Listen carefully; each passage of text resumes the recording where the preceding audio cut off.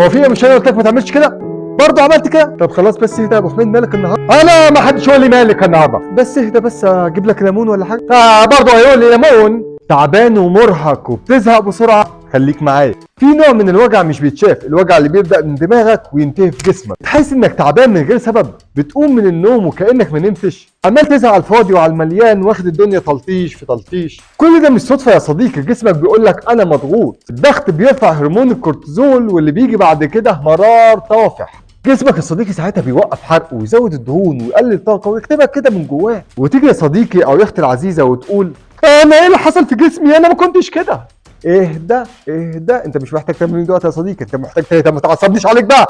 معلش اصل انا الكورتيزول عالي عندي بس شويه اليومين دول. وكل ما جسمك يلاقي امان يرجع يشتغل تاني احسن.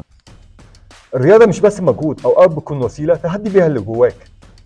وطبعا يا صديقي مش هوصيك انك تعمل لايك وكومنت وشير الفيديو عشان يوصلك كل جديد. كان معكم احمد الشيمي بطل مصر والمانيا في رياضه كيك بوكسنج. السلام عليكم.